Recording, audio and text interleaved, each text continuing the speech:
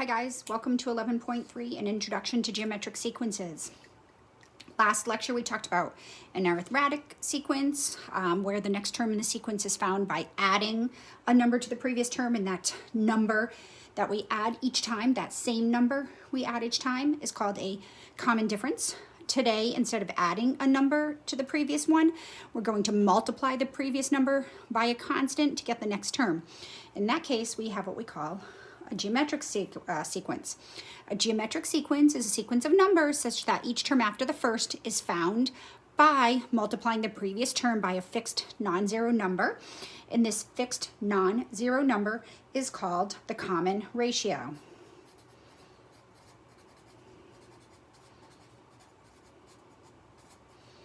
R. So R is let me see, the next term, the a to the subscript n plus 1 term is found by multiplying the previous term. So if an is one term, the next term is a sub n plus 1. And to get to the next term, we multiply the previous one. And we call it the common ratio because we can always find this number, if it exists, by taking one term and dividing it by the previous. So that's why it's called the common ratio. So for example, let's suppose we start with, let's start with a nice number, 8, and the next one was 4. The next one was 2. Can you tell me what the next one's going to be? How did we get from 8 to 4?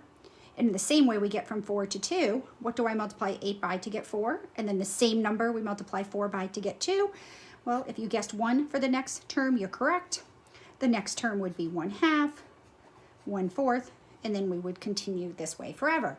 So here, the common ratio would be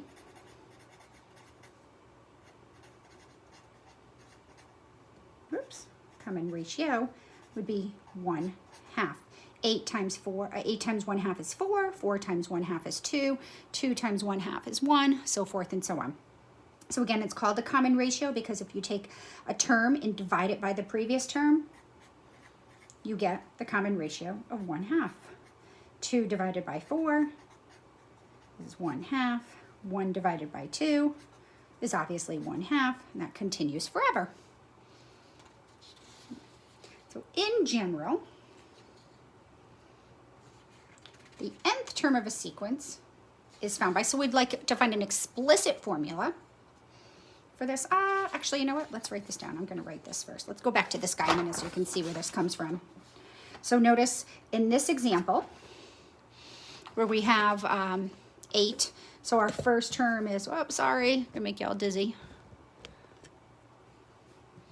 Whoopsie days. There we go. Okay, so we have my first term is 8. My second term is found by taking 8 and multiplying it by 1/2. My third term is, I don't like this pen. Hold on. It's squeaking. My third term, so 8 times 1/2 was 4. The third term is the previous term times 1/2 again. And that's how we got 2. My fourth term, well, it's the previous term, which is 8 times 1/2 times 1/2, and then we're multiplying by 1/2 again, and that gives me 1. So my fifth term would be 8. Well, how many 1/2s would I have in the fifth term? Well, in the first term, I had no 1/2s. In the second term, I had 1 1/2. In the third term, I had 2. Fourth term, I had 3. So if you guessed 4 1/2s, you would be correct. And this would give me 8 times 1/2 times 1/2 times 1/2 times 1/2 would be 1/2, right, in general. So I can predict that the 20th term will be 8. And I'll multiply the 8 by 1/2, one less number of times than the subscript. So 8 times 1/2 to the 19th would be the 20th term. And let's take a look at what that would be. So I'm going to do 1/2 to the power. Sometimes it gets ugly on us. Yeah, let's see. I don't think it's going to give me a nice answer. Nope, I don't like that answer. I don't want to see that. So I'm just going to do 2 to the 19th power and see what that tells me. I like that. So I'm going to call this 8 over 2 to the 19th is 5, 2, 4, 2, 8. 8. Clearly, they're both divisible by 2, so that is simplifiable. And that's my word. Let's see.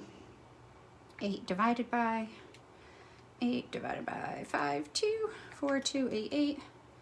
Math isn't going to give, it's not giving me a nice answer, but we could simplify it. 5, 2, 4, 2, 8, 8 divided by 2 is still even, so that's actually divisible by 4. And I'm going to get, oh, hold on, 5, 2, 4, 2, 8, 8 is actually divisible by 8. It's going to be 1 over 6, 5, 5, 3, 6. Right? So that would be the 20th term, and we could continue on and on. So let's generalize this.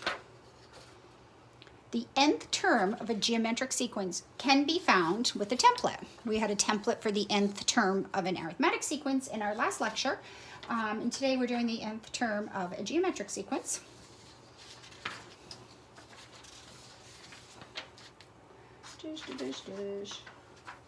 All right, I don't know where I put my notes. Let's see. The nth term is just the common ratio. It's the first term times the common ratio to the power n minus 1, where a1 is the first term in the sequence, and r is the common ratio.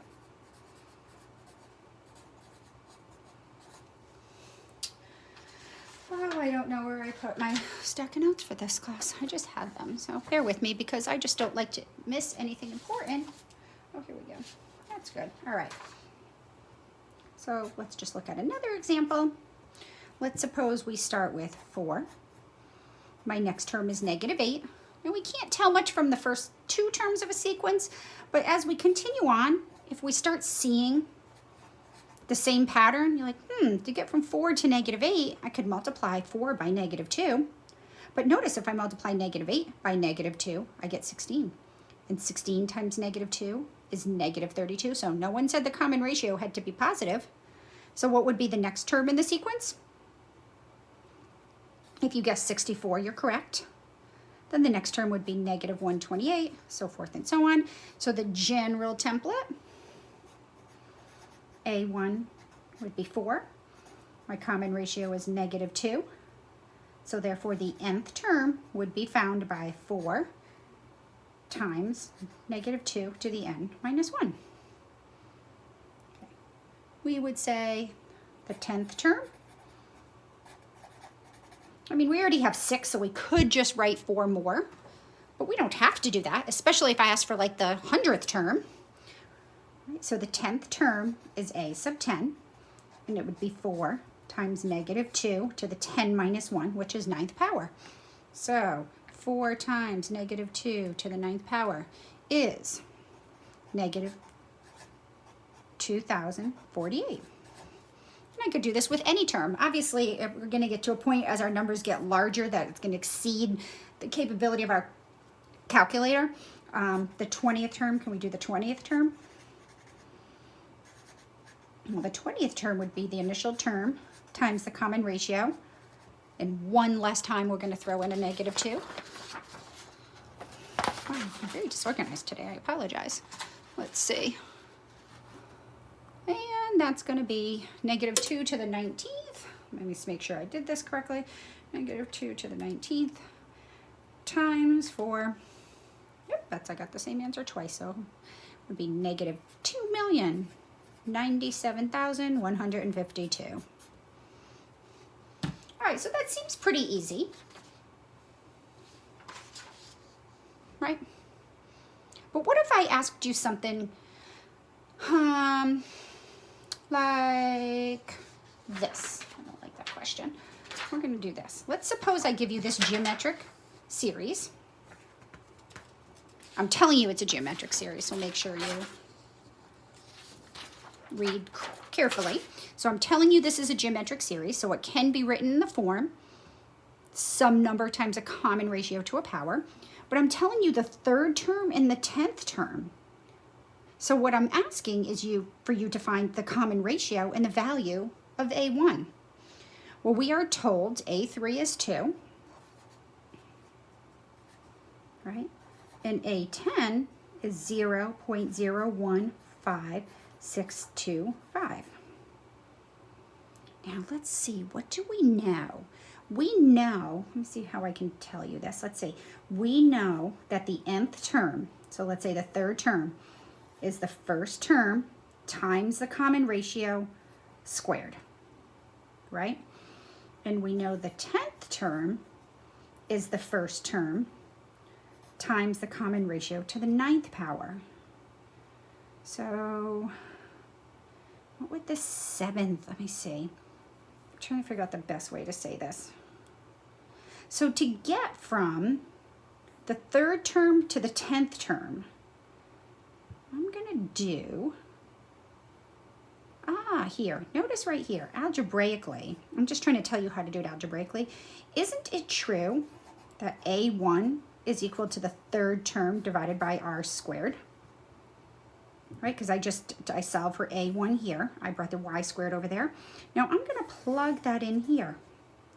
So the 10th term is equal to, instead of the first term, I'm gonna call it the third term over r squared times r to the 9th. So I just replaced A1 with this times r to the 9th. But r to the 9th on top and r squared in the bottom gives me a third r to the 7th. So to get from the third term to the 10th term, we would have to multiply by the common ratio 7 more times because there's 7 steps between the third term and the 10th term. So the 10th term is equal to the third term times the common ratio to the 7th. Now, how is that helpful? Well, I know the 10th term is 0.015625, and I know the third term is 2. So how can I use this to solve for r? Well, we're going to use our algebra skills. I'm going to divide the 2 out. So we get 0.015625 all over 2 equals r to the 7th. And now to solve for r to the 7th, to undo the 7th power, we take the 7th root of both sides. So I'm going to pull that up here, making sure you guys can see. All right, so therefore, the 7th root of 0.015625 all over 2 is equal to r. So now we hope that this is a nice number. I'm going to pull out my calculator here, and I'm going to do the 7th root. So different calculators have it different ways. I go 7 and I go under math. I go down to number 5, and that would be my 7th root. That's how my calculator expresses it. And I'm going to do parentheses, 0.015625 divided by 2, and see what we get. Oh, look at that. My common ratio is just a half. Isn't that kind of cool? So that worked out nicely. Make sure you can do that if you are struggling, by all means, right? Let me know. So my common ratio is 0.5. And now we know that this is one of my answers I was looking for. So now I know that the third term is equal to the first term times the common ratio to the 2nd power. So let me write this in general. If you have an mth term and you know something, there's a relationship, you know these two and you're looking for the common ratio, to get from the nth term to the mth term, it is just the difference between the powers. It's going to be the m minus n power. So to go from the first term to the third term, we have to multiply the first term by the common ratio 2 times because there's 2 steps between the first term and the third term. So this is a handy little template. So now we know that A3, but we know the value of A3 is 2. So 2 is equal to A1, the first term, times the common ratio squared. So we're going to divide out 0.5 squared from both sides. And we get A1 is equal to, I think it's 8. 2 divided by is 8. Yep, 8. So therefore it says find the common ratio and the value of A1. So therefore the first term is 8 and the common ratio is 1/2. And let's just kind of do, because these are reasonable and we're not going up that high. Let's just check and make sure. So if it's 8 is the first term, we multiply by a half, we're at 4. Multiply by a half, we're at 2. And we were told that the third value was 2. So we're doing good. Fourth value would be half of that, which is 1. Half of that. Half of that. Half of that. 1, 2, 3, 4, 5, 6, 7, 8, 9, 10. So that would be the 10th term. And is that what we were told? 1 divided by 64 is what we were told the 10th term was. Woohoo! So again, there is some simplistic ideas here, but we can get a little tricky with the questions we ask. Remember, this is all about problem solving. All right, moving on. Let's look at, I'm out of order with my problems, bear with me. Let's look at, let's suppose I gave you this one. Is this what I want to do?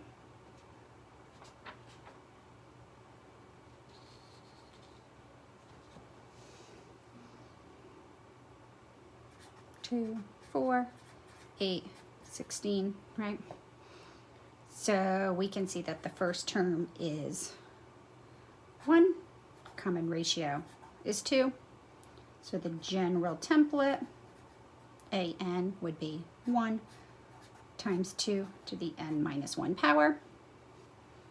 Right, we can see if n is 1, we put 1 in here, we get 2 to that 1 minus 1, which is 0, which is 1. Put in 2, we get 2 to the 1 power. Put in 3, we get 2 squared. Put in 4, we get 2 cubed, so forth and so on. All right. So what if I said, remember last time with our arithmetic sequences?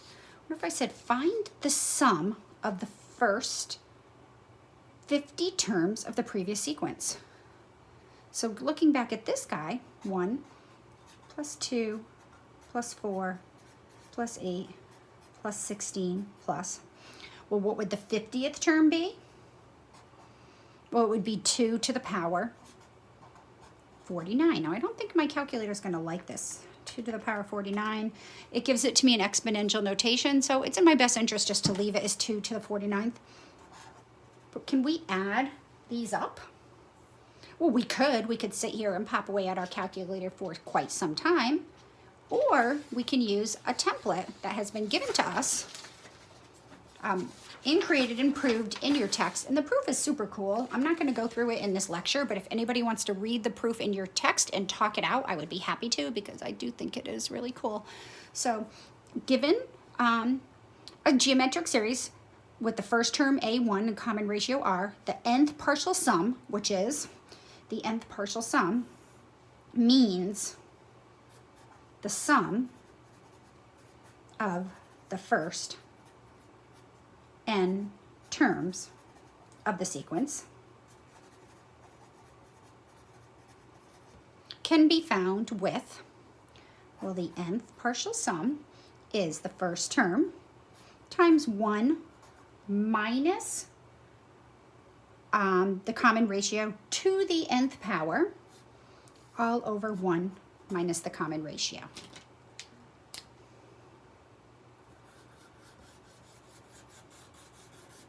Right there. So therefore, for 1 plus 2 plus 4 plus 8 plus 16 plus all the way up to, what was that last term?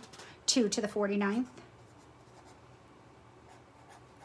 The sum of the first 50 terms would be 1 times 1 minus 2 to the 50th power all over 1 minus 2. Now my calculator is not going to do this nicely, so it's whatever this value is. But for the purpose of demonstration, let's do it with just a smaller number of terms so we can actually see the computations in action. Let's suppose we have the same sequence, 1, 2, 4, 8. Let's find the sum of the first 18 terms. So my common ratio is 2, right? My common ratio is 2. My first term is just 1. So the sum of the first 18 terms would be the first term, 1 minus 2 to the 18th power, all over 1 minus the common ratio. So let's see, 2 to the 18th power is, so it's going to be 1 minus 2 to the 18th power is 262,144, all over negative 1,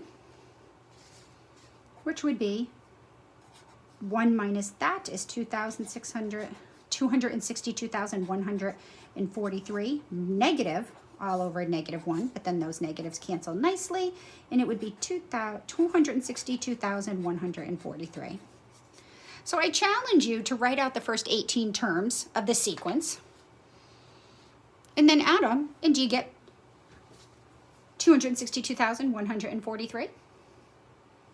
Now notice what's nice about this, and in order to add the first 18 terms together, unlike the arithmetic sequence, we don't need to know the 18th term. All we need to know is the first, common ratio, and how many terms we're going out, and we can get the answer.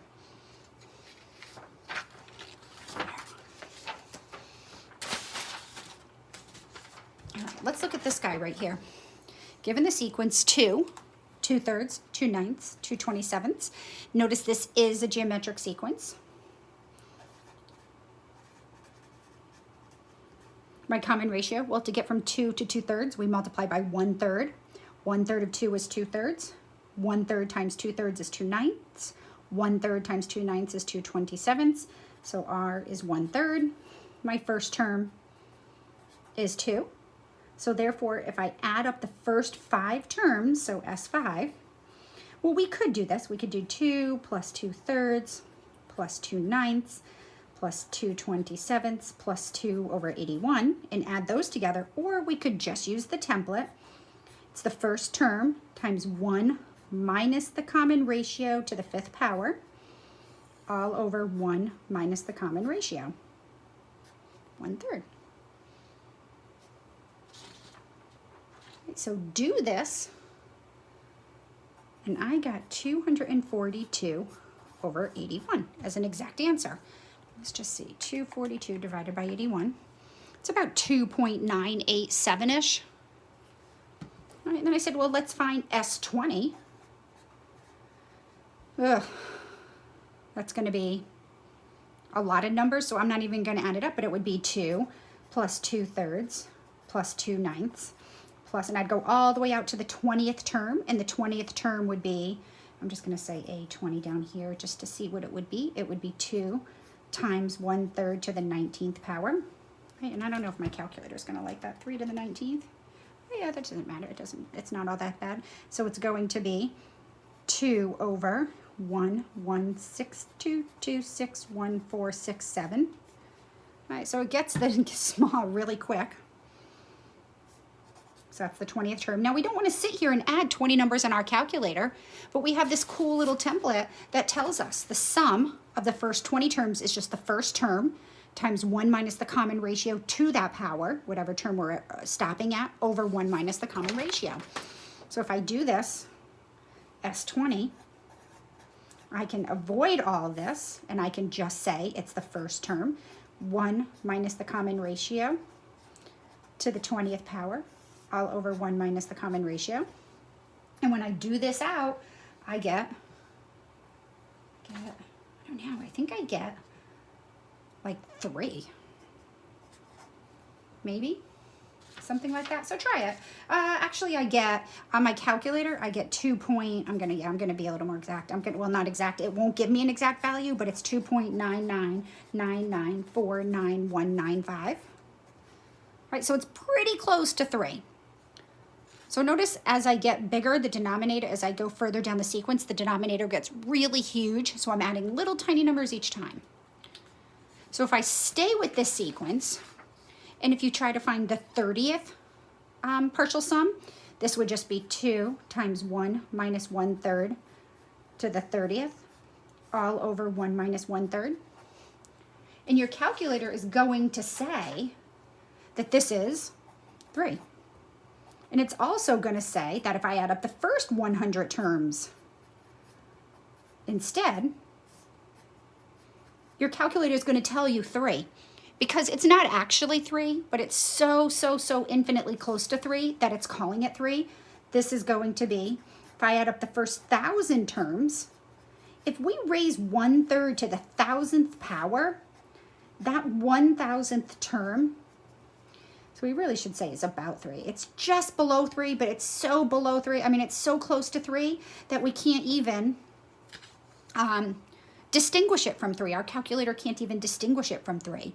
So as we go further out in the terms of the sequence, they become so small that they literally contribute just about nothing to the sum.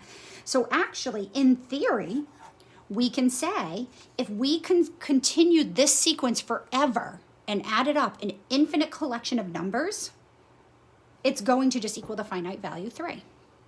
I think this is so cool that you can add up an infinite collection of positive numbers and get a numerical value other than infinity. So we have a template for an infinite sum for a geometric sequence. And it only works if your common ratio is between 1 or -1. If your common ratio is -1, 1, or a number bigger than 1 or less than -1, the answer won't be. You can't get an answer. It'll be infinite or doesn't exist. But if we have a common ratio between 1 and -1, the infinite sum is just your first term divided by 1 minus the common ratio. So let's look at our last example. We had 2, right? And then we had 2, we were multiplying by 1/3. So 2/3, 2/9, 2/27, so forth and so on, right? So R is equal to 1/3.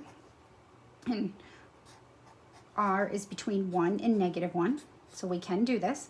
So the infinite sum of these numbers is the first term, all over 1 minus 1/3, which is 2 over 2/3. Now remember, dividing by a fraction is equivalent to multiplying by the reciprocal. So 2 divided by 2/3 is equivalent to 2 times 3/2. And the infinite sum is 3. So we could see that numerically, or we could get that hunch by popping this into our calculator. But this is a very cool template. I'm going to say the proof is in your book. Again, this is really a super cool little proof. You can read where this comes from, and if it's something you want to talk about, I would be happy to. Right, but let me just go over how can an infinite sum have a finite value. And I think one of the easiest examples to look at is, let's suppose we have a 1 by 1 box. So maybe 1 foot by 1 foot or 1 inch by 1 inch, right? Doesn't matter, just one unit. So if I take this chunk right here, you agree that has area 1/2, right? So I'm going to put that as the first term in my sequence that I'm going to add together and create the series. Now I'm going to take what's left and I'm going to cut that in half. And I'm going to add this piece. So this is 1/4. And I'm going to continue on in this fashion. I'm going to take what's left. I'm going to break that in half, which would be 1/8. I'm going to add this area. So we have so far what's shaded is 1/2 of the box plus 1/4 of the box plus 1/8 of the box plus, and I'm going to take what's left and I'm going to cut this remaining 1/8 in half. This is 1/16. So I'm going to add 1/16. Now if I do this indefinitely, do you agree? We will never technically fill up the box, but eventually the shaded area is going to get closer and closer to 1. So this would be 1/64, right? Plus 1/64. And if I do this forever, it's going to get closer and closer to filling the box of 1. But this is just a geometric sequence. This is the geometric sequence.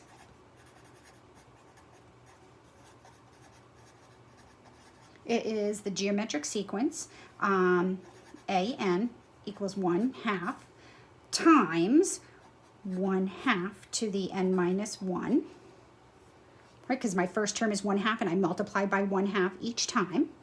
So R is equal to 1/2. So it follows that template and we can find the sum. Corresponding sum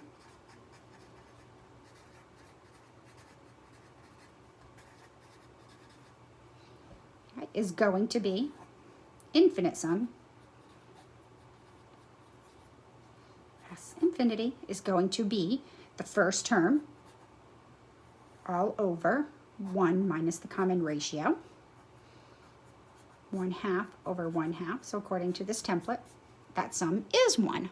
So we can see it from a geometric standpoint. If I just keep taking half of the box and shading it, and then half of what's left and shading it, and do that for the rest of my life, I will never completely fill the box, but I'll get so close to filling the box that you can't even distinguish the difference between the box being full or not full yet. And according to the template, the sum of those areas is equal to 1. All right, kids, so that wraps up our sequences and series. To do, read 11.3, exercises. I like all the exercises, 7 to 79, odd, or every other. Remember, the more you do, the better you're going to get at it. Do some in at least every chunk of problems. Sorry, I cut off your right side there. And then also look at 87 to 103. You know, odd, or every other odd too. I don't collect this. It's for your discretion. You know how much you have to do in order to understand this. All right, guys, that is it for now. I will catch up with you later. Have a great day.